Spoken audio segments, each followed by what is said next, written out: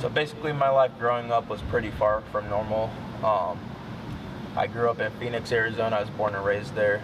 Moved here when I was about 11 because our house went into foreclosure. Long story short, my dad played pro baseball. Him and my mom were together for a little bit. And I mean, they were never married, but they were just together. And once my mom left that relationship, my dad cut us off of everything. Cut us off of our car, house. So we basically lost our house and car. Had to pack everything up, take a plane out here to Kansas City, and live with my mom's mom until my mom could just like get back on her feet and take care of me and my two sisters on her own. So I mean, that was pretty rough. Grew up playing football, basketball, baseball, ice hockey, all typical sports. I mean, ice hockey's pretty rare, but I enjoyed playing those things. I did have a skateboard, rode that around my house and at my friend's house. I think I got that when I was like 8 or 9 because my grandpa bought that for me for one of my birthdays because all my friends had skateboards and I just like wanted one. So I started riding that, and when I moved out here, I told my mom to like keep my skateboard so she wouldn't throw it away because she was just gonna give it away in the moving process, and I was like, no, keep that, like I just need something to do and I'm not playing these other sports. And basically I was just playing these other sports. I mean, I enjoyed playing basketball, football, and I swam a little bit when I moved out here, but I basically did it so I could make friends for whenever we moved to different schools, because I moved like to 3 or 4 different schools just because we were constantly moving, because my mom just couldn't afford like different living situations. And so I was just playing sports to make friends and keep myself entertained. But I always did skateboard no matter what. Always rolled around and always had fun doing it. So in 7th grade, that was my first year in middle school. I went to Bernard Campbell Middle School. That's where I met Corey, who's one of my best friends today, the kid who taught me how to skate. And basically that story with that whole thing and how I made friends with him was, he was in a few of my classes, played football with him, and one day after one of our classes, I was just like, hey bro, you skate? Because he wore like baggy pants, skate shoes, skate graphic tees and stuff, and I was like, alright, this kid skates. And I mean, I was playing basketball, football and stuff, and I haven't even talked about skateboarding since I lived in Arizona with anyone, so this was just weird seeing that here. And he was like, yeah, I skate, and I was like, oh, tight. I was like, I remember back in the day, I triple kickflipped my grandpa's grass gap in his front yard, and Corey was just like, what? Like, he probably thought I was like some like sponsored skater or like past sponsored skater or whatever. And he's like, you should come over, I have some ramps in my basement. And I was like, oh dang, he has ramps in his basement. I thought he had like a full-blown like backyard skate park or basement skate park.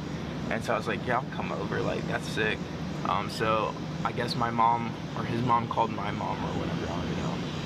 And I went over there that week or a few weeks after that, and basically skated around. I wasn't wearing skate shoes, I was wearing basketball shoes. Like I was wearing some whack outfit, and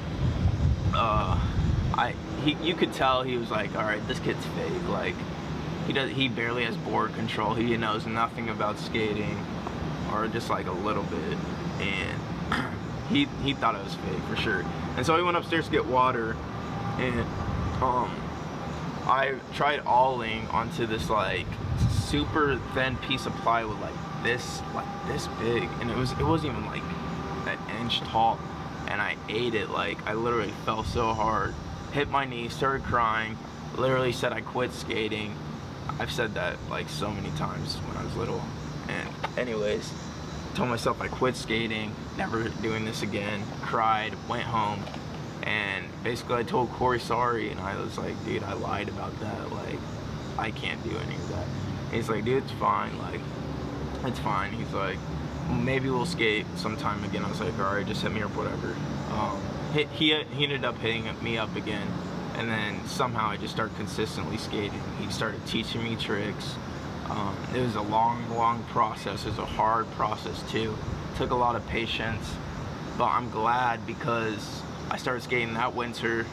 I was still playing basketball and football. Eventually quit football 9th grade year, quit basketball 10th grade year, and then I just started skating all the time. And if it wasn't for God putting Corey into my life, I wouldn't be skateboarding today.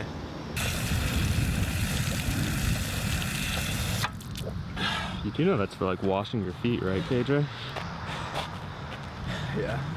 Typical day for me would be waking up at 12 p.m. I know that's kind of late, but I work late night, so I'll wake up at 12, get ready, get dressed, you know, listen to music, do some housework, read a bit, maybe watch a few skate videos or read some skate magazines. Then I'll check social media, and then after that I'll go stretch, and then probably around like 2:15 I'll go up to the local park. This Monday through Friday. This is my schedule, Monday through Friday. Go up to Lee Summit Park, which is my local park right up the street. Have a session there for a couple hours. Take a break, maybe get a snack or something around like 6. And I'll probably either go get something up the street and then come back to the park, skate, hydrate up, you know, and then I won't even leave the park until 9 p.m. every day, and then I'll go home, eat dinner, get ready for work, check social media, maybe watch a few skate videos and listen to some music before I leave, and then go to work at 10 p.m. I'll do that until 4 a.m., 5 a.m. Come back, get ready for bed, check social media once again, and then I'll repeat the process Monday through Friday. And the weekends are completely different. Weekends, I don't even know my schedule because I find out like the week before, So to wrap this up, I'm just gonna give a shout out to some people who have really invested in my life. Corey and his family for sure. If it wasn't for them just helping me out, helping my mom out in hard times, I definitely wouldn't be where I am today. My friends, my close friends, Levi, my friend Quincy, Spencer, everyone, just all the homies who have just been here motivating me, pushing me. There's been plenty of times where I wanted to give up or just do something because skateboarding is super hard.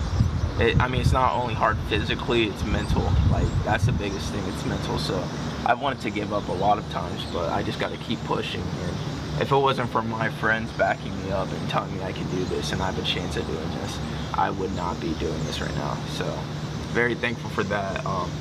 God, of course, for making these opportunities possible. Just been able to travel a lot to some places I never would have ever gone to if it wasn't for him putting skateboarding into my life.